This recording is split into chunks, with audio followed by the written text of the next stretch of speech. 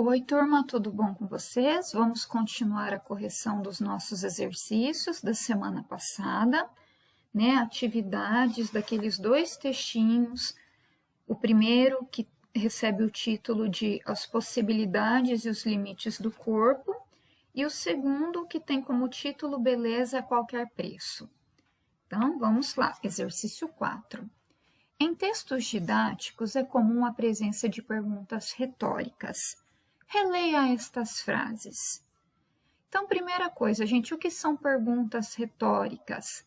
Perguntas retóricas são perguntas feitas não com a intenção de serem respondidas.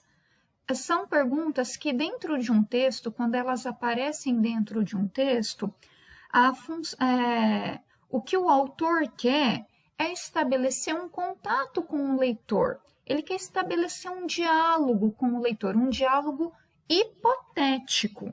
Né? Por que eu digo hipotético? Porque não tem como a gente conversar, no caso aqui, com a autora dos textos. Né? Ela escreveu num dado momento, nós não temos contato com ela, estamos agora fazendo a leitura do texto, mas é uma forma que ela encontrou de conversar com a gente, com o leitor do texto.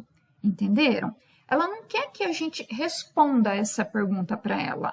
O que a autora do texto quis é que a gente pensasse sobre essas perguntas que ela foi colocando.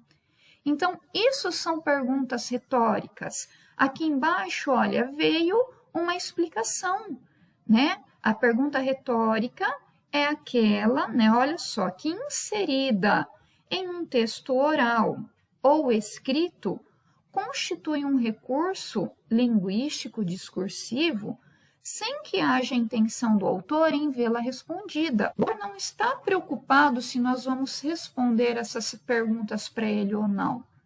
Não, não é isso. Ele fez essas perguntas querendo assim, deixa eu me aproximar do leitor, deixa eu fazer de conta aqui que estou dialogando com ele, né? Deixa eu manter uma proximidade com o leitor do meu texto. E, na verdade, ele está dizendo assim, olha, eu quero levar o meu leitor a pensar sobre esses assuntos. Né? Eu quero que ele pense, não que ele entre em contato comigo para responder as perguntas para mim. Entenderam? Então, isso é uma pergunta retórica. E aqui nós temos trechos em que apareceram, né, essas perguntas. Mas vamos ler, então, uma por uma.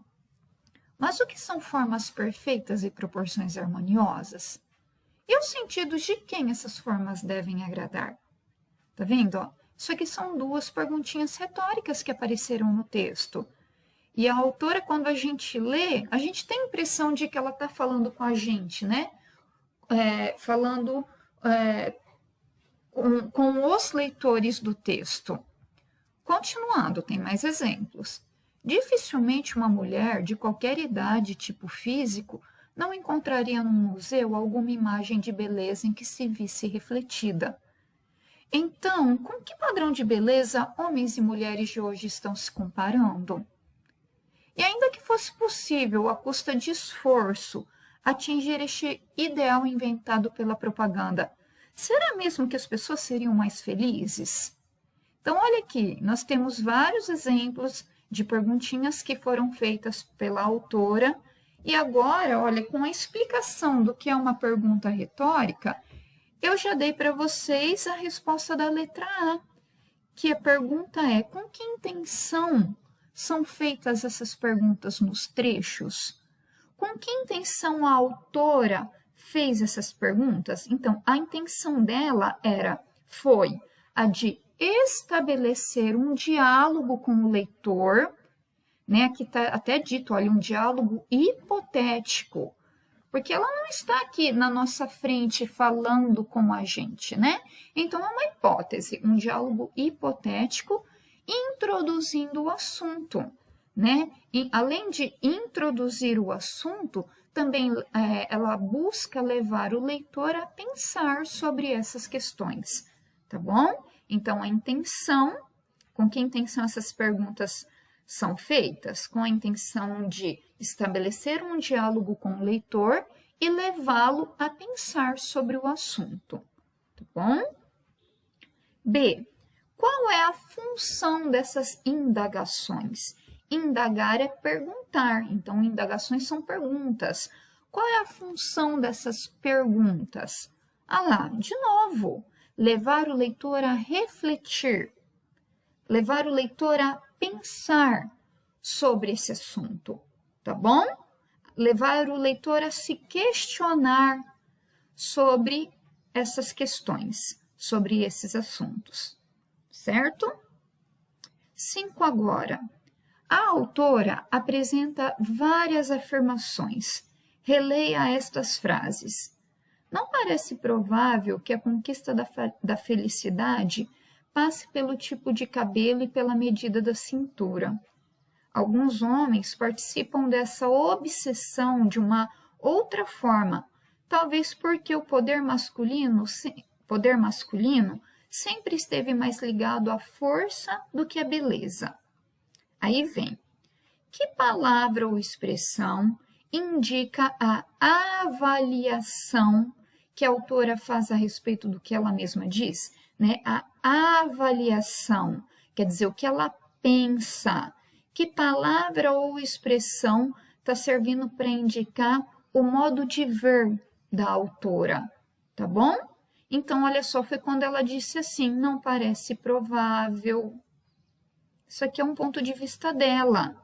Não parece provável que a conquista da felicidade passe pelo tipo de cabelo e pela medida da cintura. Então, é uma expressão, porque tem 3 palavras, não parece provável, que mostra a avaliação que ela faz, o seu ponto de vista, a sua opinião. Nós estamos muito acostumados a ver exercícios que falam assim, qual o trechinho que mostra a opinião da autora? Essa frase seria um trechinho que mostra a opinião, e essa expressão em específico mostra a avaliação que ela faz. A outra é a palavrinha talvez. Alguns homens participam dessa obsessão de uma outra forma. Talvez porque o poder masculino sempre esteve mais ligado à força do que à beleza. É o ponto de vista dela. É o que é a maneira como ela vê, vocês entenderam? É a avaliação que ela faz. Ela percebe, pelo ponto de vista dela, sob o olhar da autora, o poder masculino esteve sempre mais ligado à força do que à beleza. Perceberam? Então, são essa expressão, não parece mais provável, e a palavrinha talvez. Ok? Na letra B, releia os trechos da atividade 4, lá aqueles das perguntas retóricas. Observe o uso dos advérbios mesmo e então, que modificam respectivamente os sentidos das orações. Será que as pessoas seriam mais felizes? E com que padrão de beleza homens e mulheres de hoje estão se comparando?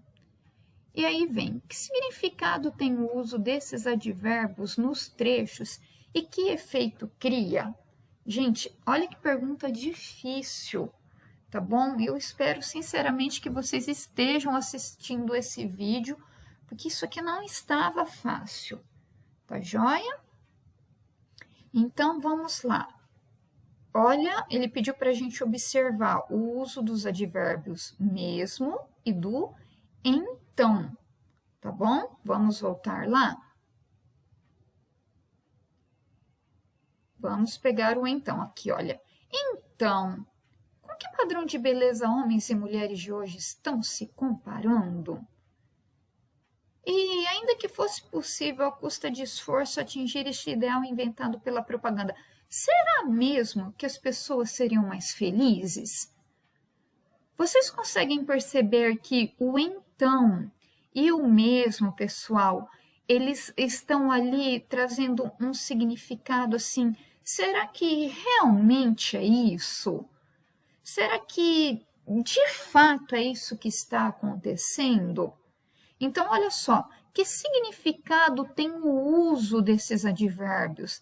Falar, é isso mesmo que você quer? Quando eu falo, é isso mesmo que você quer, É a mesma coisa que dizer assim, ó, é realmente isso que você quer? De fato é isso que você quer? É de verdade que você quer isso? Então, que significado tem o uso desses advérbios? Olha só, o significado de verdade, de fato, realmente, tá bom? E aí ele pergunta, e que efeito cria? Né? Se eu estou assim procurando fazer perguntas, né? Ó, é isso mesmo?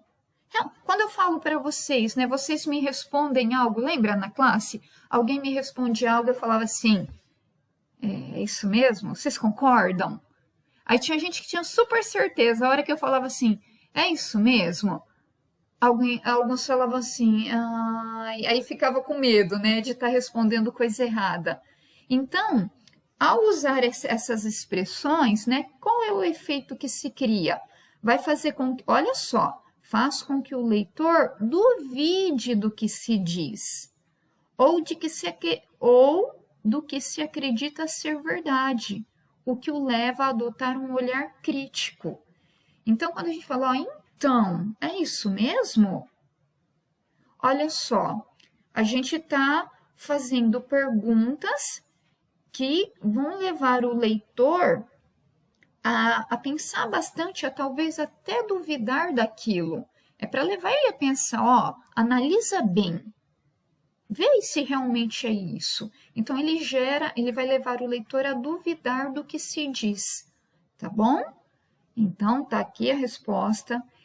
Sob o meu ponto de vista, uma pergunta dificílima de se responder, tá? E eu espero que vocês tenham entendido agora que esses advérbios, o mesmo e o então, olha só, são advérbios de dúvida aqui no caso, porque eles levam a dúvida, a questionamentos, eles aparecem em perguntas, tá bom? 6. Releia. Nos últimos tempos, o corpo tornou-se uma espécie de troféu a ser exibido, como se fosse uma etiqueta de marca famosa. Ao falar do comportamento das pessoas em relação ao corpo, o trecho faz algumas comparações e cita exemplos.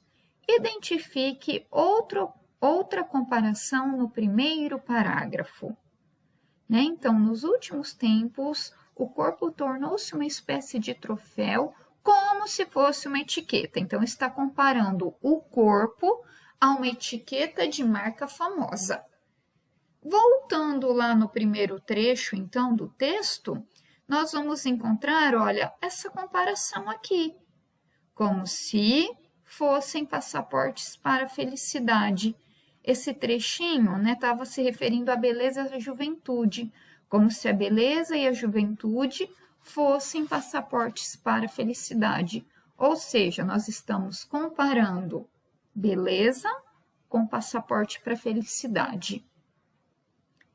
E B. Isso, gente, né? Eu estou voltando lá no texto, a resposta dessa questão está no primeiro parágrafo do texto, as possibilidades e os limites do corpo. Vou até ler, dizia assim, olha, a indústria da beleza alardeia que sempre é possível melhorar a aparência, o que é verdadeiro, e que as marcas da idade podem ser adiadas indefinidamente, o que é falso. E esses mitos levam alguns a dedicar tempo e dinheiro a um compromisso com a beleza e a juventude, como se fossem passaportes para a felicidade. Então, comparando a beleza e a juventude com passaportes para a felicidade. E B, que efeito ou efeitos essas comparações podem ter sobre o leitor? Né? Ao usar de comparações, o que isso causa no leitor? Né?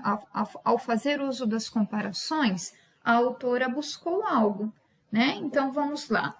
Por meio de exemplos e comparações entre conceitos abstratos, como fama, beleza, juventude, felicidade, né? Com elementos do cotidiano, que aí ela comparou, né? Eu esqueci o primeiro. nos últimos tempos o corpo tornou-se uma espécie de troféu a ser exibido, como se fosse uma etiqueta de marca famosa lá.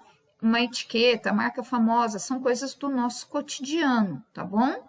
Então, ao fazer esse tipo de comparação de ideias abstratas, né, que nós temos ideia, por exemplo, quando a gente fala juventude, beleza, não é algo que tem uma forma concreta, é algo que nós temos apenas a ideia do que é algo abstrato. Agora, quando nós falamos passaporte, etiqueta, são seres, são coisas concretas que nós podemos ver, tocar, pegar, entenderam?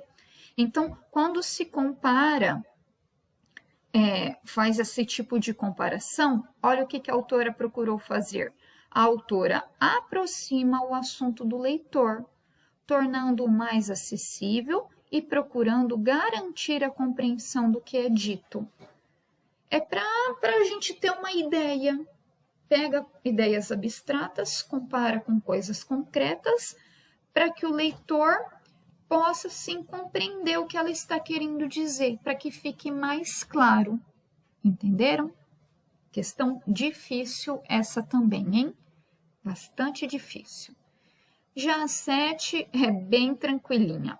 Registre no caderno as afirmações que considere adequadas em relação à linguagem empregada no trecho.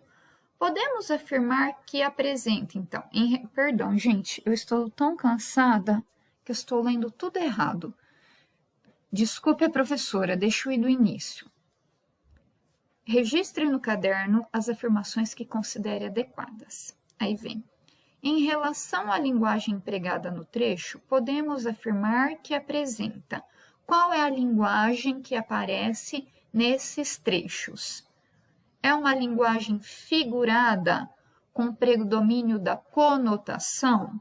Gente, conotação é o mesmo sentido de linguagem figurada, tá bom? Que é aquela linguagem que ela adquire novos significados.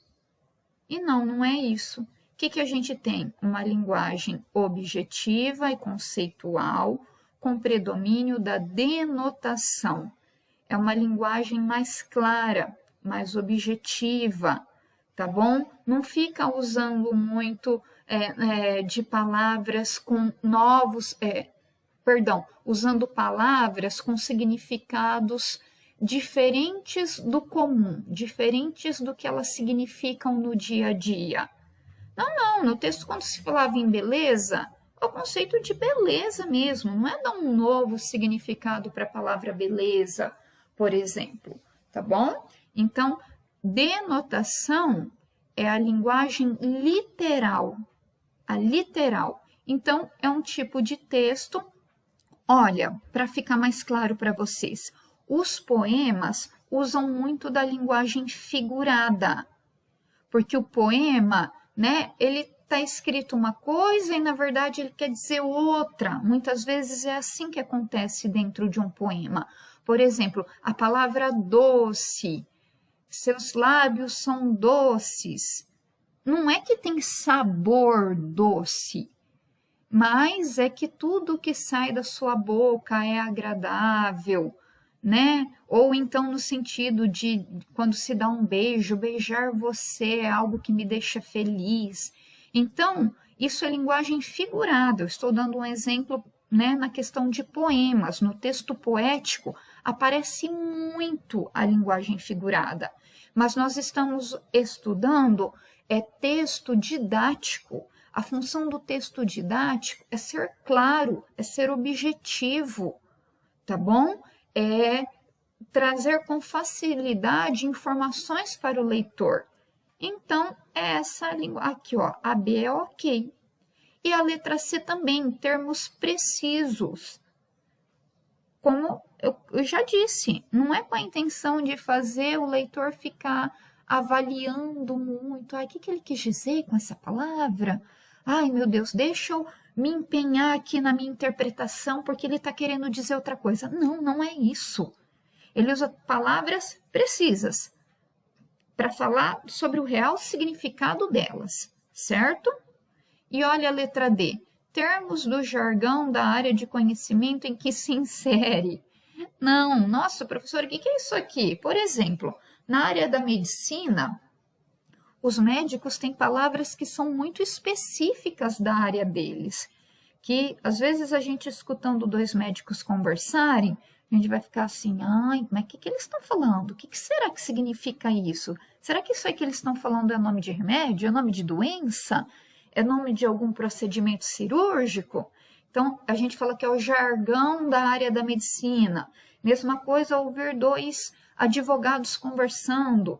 Existem palavras que são muito próprias da área da advocacia, que é do jargão, é da área de conhecimento deles, que para quem não é daquela área, vai ter que perguntar, o que é isso aí? Eu não sei o que é essa palavra, né?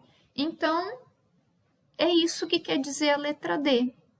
Resumindo, quais são as alternativas para o exercício 7?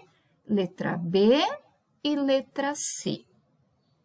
Gente, termino esse vídeo afirmando questões difíceis, mas que eu espero que vocês tenham aprendido com elas, né? Que vocês tenham aprendido com esse vídeo, com essa aula de correção. Olha o que vocês aprenderam. O que é uma pergunta retórica?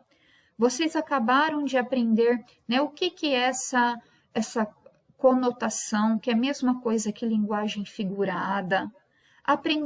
Acabaram de aprender que a denotação é a mesma coisa que a linguagem literal, né, o significado real de uma palavra, o significado mais comum.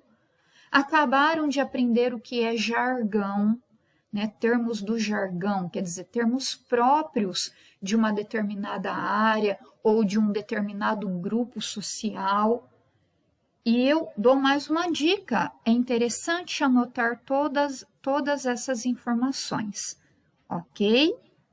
Um beijo e qualquer dúvida podem me chamar.